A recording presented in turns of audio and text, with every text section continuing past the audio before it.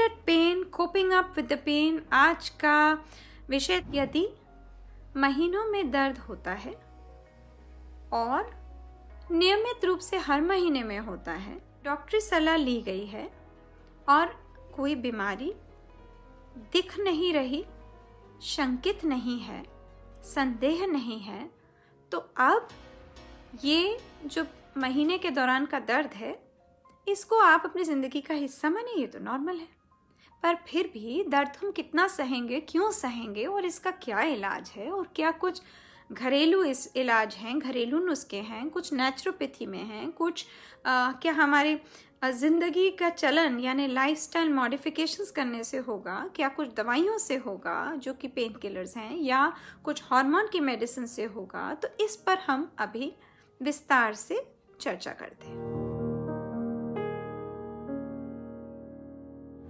अगर आपको महीने के दौरान दर्द हो रहा है और डॉक्टर ने आपको ग्रीन सिग्नल दे दिया कि नहीं ऐसी कोई तकलीफ नहीं है, तो पहले तो आप उस दर्द को अपनी ज़िंदगी में अपनाएं। दर्द सहने के लिए मैंने नहीं कहा। यदि महीने हो, चाहे दर्द हो चाहे ना हो, आप बिस्तर पे न लेट जाएं, काम पे जाना न छोड़ दें, अपनी ज़िंदगी की प्रक्रिया को पूर्ण तरह से करने की कोशिश करें। हम ये नहीं कह रहे हैं कि हमें हर कार्य करना है और अगर दर्द भी हो रही है तो हमें शरीर की बात नहीं सुननी है, पर इसका मतलब ये भी नहीं है कि हम सब कुछ छोड़ के बस लेट जाएं। घूमते फिरते रहना चाहिए, कम से कम हल्का फुल्का व्यायाम, वॉक, एक्सरसाइज करते रहनी चाहिए। महीने से पहले भी, महीने के दौरान भी, महीने के बाद भी। मात्रा बढ़ा घटा सकते हैं। सरल व्यायाम तो आप कर ही सकते हैं, जैसे कि लाइट वॉक होता है, योगा में ब्रीदिंग एक्सरसाइजेज होती हैं, कुछ स्ट्रेचिंग एक्सरसाइजेज होती हैं। मैं ये नहीं कह रही कि आप अग्रेसिव स्पोर्ट्स करें, एडवेंचर स्पोर्ट्स करें, एरोबिक्स करें, या आप वेट लिफ्टिंग करें और इस किस्म की चीज़ें करें जिसमें दर्द बढ़ती है। दूसरी बात, स्ट्रेस को हटाएं, डिस्ट्रेस करें, चाहे वो योगा के द्वारा सांस पर ही अपनी कंट्रोल रखें, अनुलोम विलोम करें, कपालभाति करें, मेडिटेशन करें, ओम का जाप करें, जैसे आपको ठीक लगे। तो सबसे पहले अपनाएं इसे। नंबर 2, अपने शरीर को अप्रिशिएट करें और अपनी बॉडी की लैंग्वेज को समझें और इस बात में संतुष्टि लें, गर्व महसूस करें कि मैं महिला हूँ और ये महीने मुझे दिए हैं और इसी के चलते मेरे शरीर में अंडा बनता है और इसी के चलते मैं माँ बनती हूँ और इसी के चलते मैं गर्भवती होती हूँ और इसी से मेरा अस्तित्व है और मेरा ममत्व है।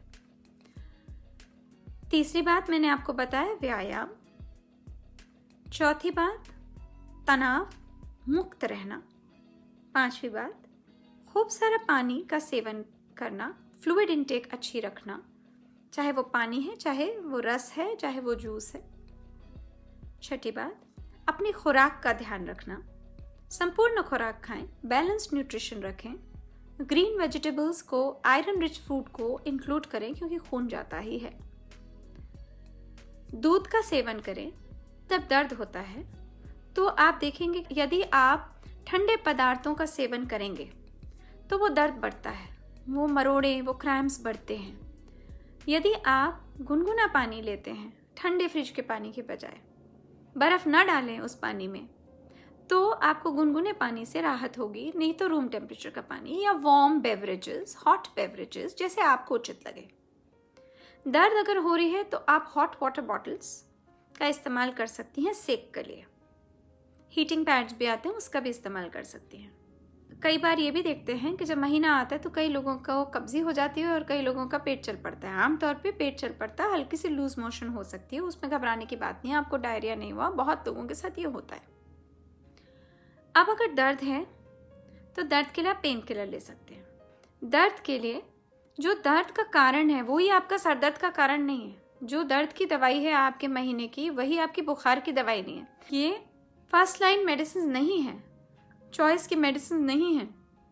कुछ दूसरी मेडिसिन हैं जो कि दर्द प्रोस्टाग्लैंडिन्स की वजह से होता है, उसको तोड़ने के लिए दी जाती हैं। वो डॉक्टर के संपर्क में रहिए, डॉक्टर आपको बोले उसके अनुसार वो खाएं और वो आमतौर पे भरपेट खानी चाहिए। आपने खाने के बाद, सेवन करने के बाद पानी ज़्यादा पीना चाहिए और अगर आपको लूज मोशन है तो परेशान नहीं होना है, उसके लिए कोई एंटीबायोटिक दवाई लेने की ज़रूरत नहीं है। और अगर आपको लगे कि मेरे को एसिडिटी हो रही है, यानी कि छाती में जलन हो रही है, पेट में जलन हो रही है, तो आप एंटी एसिडिटी की दवाई खाइए, चाहे आप पेन किलर खा रही हैं या नहीं, पर एंटी एसिडिटी की आप दवाई खा सकती हैं। और अगर पेन किलर खा रही हैं और एसिडिटी होती है तो ज़रूर एंटी एसिडिटी की दवाई भी खाइए। अब अगर ये दवाई हम खा रहे हैं तो हम ये तो नहीं कह सकते कि हम एक गोली खा रहे हैं तो वो पूरे 5 दिन का जो महीना है सारे टाइम का दर्द गायब हो जाएगा। तो उम्र के हिसाब से, वज़न के हिसाब से, दर्द के हिसाब से, और कितने दिन दर्द है और कितने दिन महीना चल रहा है उसके हिसाब से केवल एक गोली से काम नहीं चलता है। दिन में 3 गोली भी खा सकते हैं, 4 गोली भी खा सकते हैं, और कई बार छोटी डोज होती है, कई बार बड़ी डोज होती है। वो डॉक्टर आपको समझाएंगे और आप जब समझ जाएंगे तो वो आप अपने आप ओवर द काउंटर मेडिसिन है ये, जो आप केमिस्ट से जाके ला सकते हैं और आप खा सकते हैं। अगर आपको लगता है कि इससे तो दर्द कम नहीं हो रहा, कई लोगों को तो चक्कर आ जाता है, कई लोगों को उल्टी आ जाती है, कई लोगों को खून के साथ खून के पीसेस यानी कतले आने लगते हैं, मेम्ब्रेन्स आने लगती हैं, तो डॉक्टर को संपर्क करें। किसी को अगर इन कारणों की वजह से दर्द बहुत ज़्यादा है और दर्द इन सब दवाइयों को मैक्सिमम डोज पे देने पर भी नहीं रिलीफ हो रहा है, तो उनको गर्भ निरोधक गोलियां दी जा सकती हैं। अनचाहा गर्भ की वजह से गर्भ निरोधक गोली ही केवल नहीं दी जाती, पर क्योंकि ये महीना ही हार्मोनल चेंज से होता है, तो अगर हम ये हार्मोनल चेंज हटा दें और वो अंडा ना बने, जो कि गर्भ निरोधक गोली का काम है, तो वो दिया जा सकता है। और भी कुछ हार्मोन्स होते हैं जो दिए जा सकते हैं, जो कि डॉक्टरी सलाह की बातें हैं।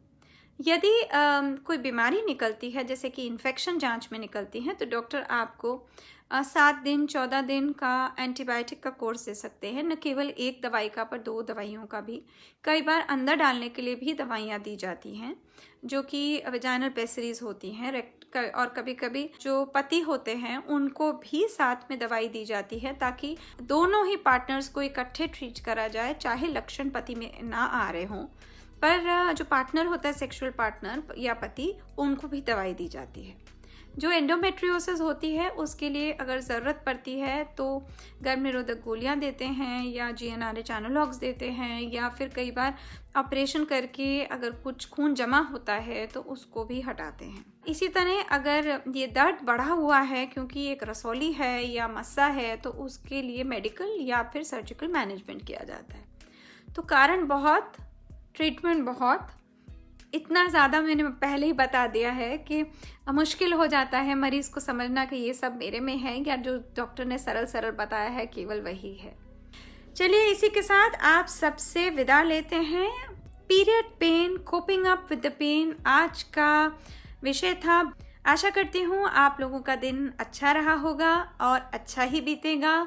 बहुत अच्छा ये सैटरडे संडे वीकेंड रहे। Good luck to you all, have a wonderful day. शब खैर।